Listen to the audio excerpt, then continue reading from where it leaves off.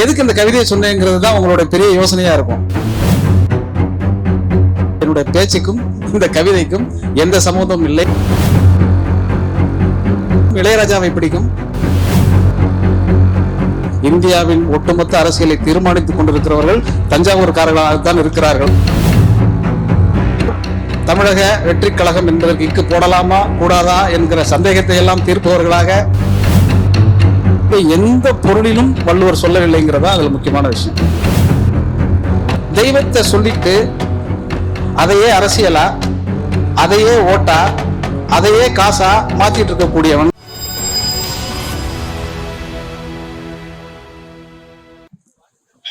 நண்பர் அவர்கள் என்னை பற்றி பெருமையாக சொன்னதெல்லாம் நானே எழுதி கொடுத்ததுதான். அதனால அந்த கைத்தட்டல் எல்லாம் அவருக்குரியதாக ஆகட்டும். சந்தோஷமான விஷயம். ரசமான தத்துவம் ராட்சச சிந்தனைகள், ரகமான கோப்பையில் சுவையான மதுவிலே ரகசிய தேவகீதம், மசலான காவியம் அழகான ஓவியம், 1000 10 லட்சம் அடிவான பூமியில் கடலாடுகின்ற போல் அடிபோடும் போதை உள்ளம், வசமான கிண்ணமும் வளமான கோப்பையும் வாழ்க்கையில் உள்ள மட்டும் வாராதிங்க என்னிடம் வாராது மரண பயமே அப்படின்னு நான் சொல்லி முடிச்சோம். நீங்க எல்லாரும் ஒரு தடவை கை தட்டிட்டு நிமிர்ந்து உட்கார்ந்துக்காங்க. இப்ப எதுக்கு இந்த கவிதையை சொன்னேங்கிறது தான் உங்களோட பெரிய யோசனையா இருக்கும். இந்த மைக்கு எப்படி நின்று பேசினா நல்லா கேட்குங்கிறத செக் பண்ணிக்கிறதுக்காக தான் இந்த கவிதையை சொன்னேனே தவிர என்னுடைய பேச்சுக்கும் இந்த கவிதைக்கும் எந்த சம்பந்தமும் இல்லை. என்றாலும் கூட கண்ணதாசன் எழுதிய அந்த கவிதையை நான் பல மேடைகளில் சொல்லியிருக்கிறேன். ரொம்ப ஒரு அற்புதமான ஒரு நிகழ்வில் என்னோடு இந்த மேடையை பகிர்ந்திருக்கக்கூடிய சிவகுமார் முத்தையா அவர்களுடைய பேச்சை ஏறக்குறைய 1 மணி நேரம் அவர் உரையாற்றி விட்டு அமர்ந்திருக்கிறார். அவர் பேச வருகிற போது இருக்கைகள் காலியாக இருந்தன. அவர் பேச்சின் மூலமாக இந்த இருக்கைகள் முழுவதும் நிறைந்து விட்டன. இதிலிருந்து என்ன தெரிகிறது என்றால் அவர் ஆக சிறப்பாக பேசிவிட்டு அமர்ந்திருக்கிறார் என்பதை உணர்ந்து கொள்ள முடிகிறது. ஏறக்குறைய 10க்கும் மேற்பட்ட நூல்களை அவர் எழுதியிருக்கிறார். குறவை என்கிற அந்த நாவல் தமிழ் இலக்கிய பரப்பிலே பெரிய அதிர்வலைகளை ஏற்படுத்தி கொண்டிருக்கக்கூடிய ஒரு அற்புதமான நாவல். அது மட்டுமல்லாமல் அவர் எழுதிய பல கதைகளிலே எனக்கு இளையராஜாவின் காதலிகள் என்கிற அந்த புத்தகம் ரொம்பவும், அந்த படைப்பு ரொம்பவும் பிடிக்கும். காரணம், இளையராஜாவை பிடிக்கும். இளையராஜாவை பிடித்தால் இளையராஜாவின் காதலிகளையும் நமக்கு பிடிக்கத்தான் வேணும்.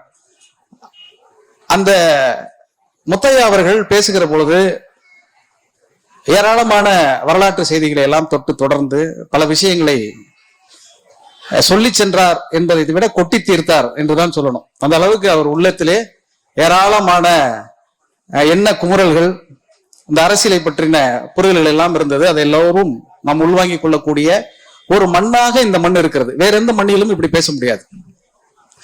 ஒரு பக்கம் சிவப்பும் இன்னொரு பக்கம் கருப்பும் இந்த மண்ணிலே செய்திருக்கக்கூடிய பணி என்பது சாதாரணமான பணி இல்லை. வேறெந்த ஊரில் நான் பேசுவதை விடவும் திருவாரூரில் பேசுவதில் நான் ரொம்பவும் பெருமிதம் அடையக்கூடியவன். அதற்கு காரணம் நிறைய இருக்கிறது. ஒரு பக்கம் கருப்பு, இன்னொரு பக்கம் சிவப்பு என்றாலும் திருவாரூர் பூமி என்பது கருப்பு சிவப்பு பூமி.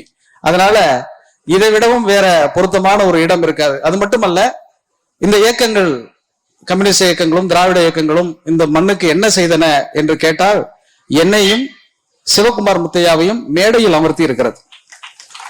அந்த ஒன்றே போதுமானதுதான். இந்த புத்தக திருவிழாவில் கூட்டம் கூடுகிறது, கூட்டம் வருகிறது, அல்லது வேடிக்கை பார்க்க வருகிறார்கள், புத்தகங்கள் வாங்காமல் போகிறார்கள். இப்படி எதை பற்றியும் நாம் அக்கறை கொள்ள வேண்டிய அவசியம் இல்லை. ஒட்டுமொத்தமாக நீங்கள் யோசித்து பார்த்தால் ஆச்சரியகரமான ஒரு விஷயத்தை இந்த பூமி, இந்த மண், குறிப்பாக தஞ்சை மாவட்டம் செய்திருக்கிறது. ஒரு பக்கம் அரசியல், இன்னொரு பக்கம் ஆன்மீகம் என்பது மாதிரி, அப்புறம் அரசியல் ஆன்மீகம், ஆன்மீகத்தில் அரசியல் என்றெல்லாம் இன்று வரையும் இந்த இந்திய அரசியல் குழப்பி கொண்டிருப்பதற்கு எல்லா விதமான பதில்களையும் இந்தியாவுக்கே தரக்கூடிய ஒரு மண்ணாக இந்த மண் தான் இன்னமும் இருந்து கொண்டிருக்கிறது. எனவே வேறெங்கு பேசுவதை விடவும் இந்த திருவாரூரில் பேசுவதை நான் பெருமையாக கருதுகிறேன். அது மட்டுமல்ல, இந்த நேரத்தில் முத்தையா பேசுகிற போது 4 பேருக்கு நன்றி தெரிவித்துக் கொண்டார். 4 பேரை நினைவு கூர்ந்து அவர்களிலிருந்து அவர் பேச்சை தொடங்கினார். நான் இன்னும் 2 பேரை சேர்த்து கொண்டு இந்த மேடையில் நன்றி தெரிவித்து விட்டு பேசலாம் என்று ஆரம்பிக்கிறேன். ஒருவர் சீனிவாசராவ் என்கிற அந்த சிவப்பு சிங்கம், இன்னொன்று ஏகேஜி என்கிற கருப்பு சிங்கம். இந்த 2 சிங்கங்கள் இல்லாமல் இந்த மண்ணில் வேறு எந்த விஷயத்தை பற்றியும் நாம் பேச முடியாது. அதையெல்லாம் தாண்டி அவர்கள் இங்கே உழுது விதைத்த விதைகளாகத்தான் நாம் எல்லோருமே அமர்ந்திருக்கிறோம். அதனால நமக்கு நம்மை நாமே நாம் புகழ்ந்து கொள்வதற்கு அல்லது நம்மை நாமே திரும்பி பார்த்துக் கொள்வதற்கான ஒரு அற்புதமான ஒரு விழாவாக இந்த விழா அமைந்திருக்கிறது.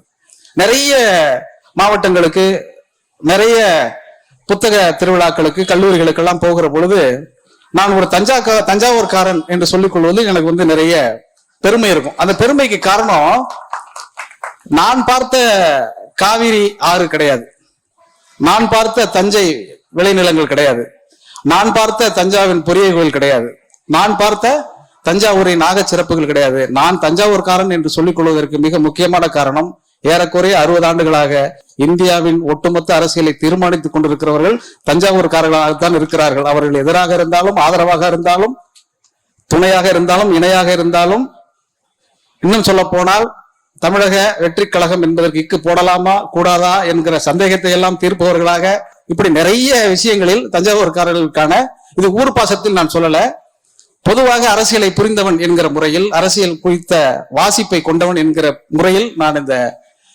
உரையை வையத்துள் வாழ்வாங்கு என்கிற தலைப்பை கொடுத்தேன்.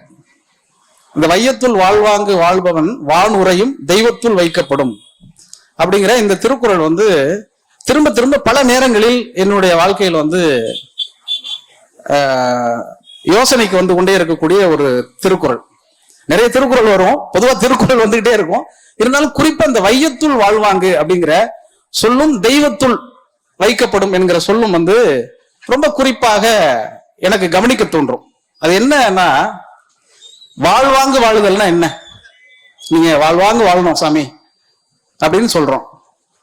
வாழ்வாங்கு வாழுதல்னா பொதுவாக பொது புத்தியில் ஒன்று இருக்கிறது. அது என்னன்னா, வசதியாக வாழ்வது, ஆடம்பரமாக வாழ்வது, தேவை எதுவும் இல்லாமல் நிறைவோடு வாழ்வது, திருப்தியோடு வாழ்வது, மற்றவர்கள் பார்க்க பெருமைப்படும்படி வாழ்வது, பெருமிதத்தோடு வாழ்வது, நோய் நொடி இல்லாமல் வாழ்வது, 16 செல்வங்களும் பெற்று வாழ்வது, இப்படி நிறைய சொல்லிக்கிட்டே போலாம். ஆனால் இந்த எந்த பொருளிலும் வள்ளுவர் சொல்லவில்லைங்கிறதா அதுல முக்கியமான விஷயம். வாழ்வாங்கு வாழுதல் அப்படின்னா அன்போடும் அறத்தோடும் வாழ்வதுதான் வாழ்வாங்கு வாழ்தல். ஆனா வாழ்வாங்கு வாழ்க அப்படின்னு சொன்ன உடனே நம்ம என்ன நினைப்போம்னா, ஆடம்பரமாக வாழ்தல், வசதியாக வாழ்தல், பெருமிதப்படும்படி வாழ்தல் நம்ம புரிஞ்சு வச்சிருக்கிறோம். அப்படி வாழ்ற வாழ்க்கை நல்லா யோசித்து பாருங்கள். அப்படி வாழக்கூடிய அந்த வாழ்க்கை வானுரையும் தெய்வத்துள் வைக்கப்படும். அப்ப வாழ்வாங்கு வாழாதவன் தெய்வத்தோடு வைக்கப்பட மாட்டான், அப்படித்தானே? அப்படித்தானே நம்ம பொருள் கொள்ள முடியும். இன்னும் கொஞ்சம் நுட்பமாக யோசித்து பாருங்கள். தெய்வத்துள் வைக்கப்படாதவன் வாழ்வாங்கு வாழாதவன் அப்படின்னு ஒரு அர்த்தத்தை எடுத்துக்கிட்டா, தெய்வத்தை சொல்லிக்கிட்டு அதையே அரசியலா, அதையே ஓட்டா, அதையே காசா மாத்திட்டு இருக்கக்கூடியவன் வாழ்வாங்கு வாழ்றானாங்கிறத நான் சொல்ல போல வரக்கூடிய தேர்தல் அதற்கான பதிலை தமிழகத்தில் சொல்லும். வெளியில் எப்படி சொல்லும்னு எனக்கு தெரியாது. எனவே இது ஒரு புத்தக திருவிழாவாக இருந்தாலும் கூட, இந்த புத்தக திருவிழாக்கள் தோறும் தமிழகம் எங்கும் நடக்கக்கூடிய இந்த ஒவ்வொரு புத்தக திருவிழாவிலும் என்னை மாதிரியான படைப்பாளர்களை அழைத்து பேச வைப்பதனுடைய நோக்கம், நாம் எந்த திசையில் சென்று கொண்டு இருக்கிறோம் என்பதை நாம் நமக்குள்ளே பகிர்ந்து கொள்வதற்கான ஒரு களம் தானே தவிர, இதில் கூட்டம் கூட்டுவதோ அல்லது வேற எதுவாகவும் இல்லை. புத்தகங்கள் எவ்வளவு விற்கிறது அல்லது எவ்வளவு விற்பனை ஆக வேண்டும் என்கிற கணக்குகளை எல்லாம் தாண்டி இது ஒரு கூடுகையாக தமிழர் பெருவிழாவாக நடக்கிறது. இந்த தமிழர் பெருவிழாவுக்கு புத்தகத்தை மையமாக வைக்கக்கூடிய ஒரு அரசு நமக்கு கிடைத்திருக்கிறது என்பதற்காக நாம் பெருமை கொள்ள வேண்டும். நான் தமிழகத்தில் ஏராளமான எல்லா மாவட்டங்களில் இருக்கக்கூடிய புத்தக திருவிழாக்களை எல்லாம் பார்த்து கொண்டு வருகிறேன். எல்லா மாவட்டத்திலும் சொல்லக்கூடிய ஒரே செய்தியை தான் நான் மறுபடியும் இந்த மாவட்டத்திலும் சொல்லுகிறேன். இங்க இருக்கக்கூடிய மாவட்ட நிர்வாகத்தினுடைய பொறுப்பாளர்கள், ஆட்சியாளர்கள் எல்லோருக்கும் நான் இந்த நேரத்தில் நன்றி தெரிவித்துக் கொள்கிறேன். வேற எந்த மாவட்டத்தை விடவும் திருவாரூரில் ஆக சிறப்பான ஏற்பாடுகளை நீங்கள் செய்து கொடுத்திருக்கிறீர்கள். உங்களுக்கு என்னுடைய மனப்பூர்வமான நன்றியை. நேற்றும் ராமநாதபுரத்தில் இதைத்தானே சொல்லீர்கள் என்று நீங்கள் கேட்கலாம். நாளைக்கு நெல்லையில் பேசும்போது இதைத்தான் நான் சொல்லுவேன். ஏனென்றால் நான் உங்களை பாராட்டுவது எல்லாமே தமிழக அரசை பாராட்டுவது, ஆட்சி கட்டிலே இருக்கக்கூடிய முதல்வரை பாராட்டுவது, என் அன்பு சகோதரர் உதயநிதியை பாராட்டுவதற்கான செய்தி தான் அது. அதனால எல்லா இடத்திலும் ஆக சிறப்பாக இந்த திருவிழாக்கள் நடத்தப்படுகிறது. இங்கே புத்தகம் எவ்வளவு விற்கிறது என்பதை பற்றின செய்தி இல்லை. இந்த புத்தகங்களை வேடிக்கை பார்ப்பதற்கு தான் நம்ம விழா நடத்துறோம். அதனால நீங்கள் புத்தகங்களை பாருங்க, நல்லா வேடிக்கை பாருங்க. எவ்வளவு புத்தகங்கள் வந்திருக்கிறது, எவ்வளவு பொய்யான புத்தகங்கள் இதுக்குள்ளே கலந்திருக்கிறது, இந்த புத்தகங்களில் எது நல்ல புத்தகம், எது நம்ம அரசியலை பேசக்கூடிய புத்தகம். ஏன்னா எல்லா அரங்குகளும் இருக்கும் இல்லையா, எல்லா அரங்கத்தில் இருக்கக்கூடிய எல்லா புத்தகங்களும் ஆகச்சிறந்த புத்தகங்கள் என்று பேசினால் என்னை விட மோசமான ஒருவனாக யாரும் இருக்க முடியாது இல்லையா? அதனால இங்கே நல்ல புத்தகங்களும் இருக்கு, கெட்ட புத்தகங்களும் இருக்கு. இது எல்லாவற்றிலும் இருந்து எது சிறந்தது என்பதை, எது சிறந்த அரசியல் என்பதை, எது சிறந்த வரலாறு என்பதை முத்தையா அவர்கள் சொன்னார் இல்லையா? இந்த வரலாறு எப்படி திருத்தி மாற்றி எழுதப்படுகிறது என்பதை பற்றி எல்லாம் அவர் சொன்னார். அதனால இந்த வரலாறுகளை எல்லாம் நாம் படித்துதான் தெரிந்து கொண்டிருக்கிறோம். எனவே நான் இந்த வரலாறுகளை உங்களுக்கு சொல்லி தெரிய வேண்டியதில்லை, உங்களுக்கே அந்த வரலாறு தெரியும். நீங்கள் எந்த கடையில் போய் எந்த புத்தகத்தை வாங்குகிறீர்கள் என்பதும் இந்த புத்தகத்திற்கு எதிராக புத்தகம் வித்துக் கொண்டிருக்கிறவர்களுக்கும் தெரியாது. பெரியார் புத்தகம் எவ்வளவு விற்கிறது, பகவத்கீதை எவ்வளவு விற்கிறது என்பதில் இருந்தே இந்த கணக்குகளை எல்லாருக்கும் தெரிஞ்சிடும். அதனால இதெல்லாம் ரொம்ப வெளிப்படையாக சொல்ல வேண்டிய அவசியம் இல்லை என்று நான் சொல்ல வேண்டிய கட்டாயம் இந்த புத்தக திருவிழாவிலே இருக்கிறது. நிறைய செய்திகளை முத்தையா சொல்லுகிற பொழுது பண்ணை அடிமை முறையை பற்றி எல்லாம் சொன்னார்.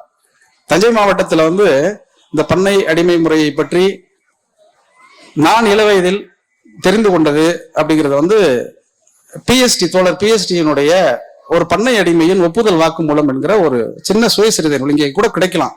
நீங்க அவசியம் அதை வாசித்து படிக்க வேண்டும்.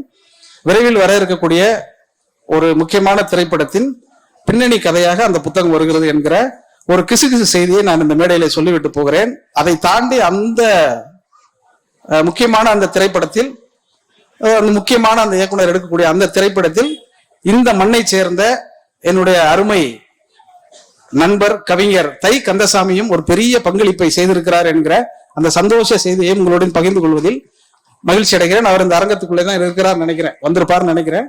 வந்திருந்தாலும் வரவில்லை என்றாலும் அவருக்கான கைத்தட்டல்களை என் மூலமாக நீங்கள் அவருக்கு தர வேண்டும் என்று கேட்கிறேன்.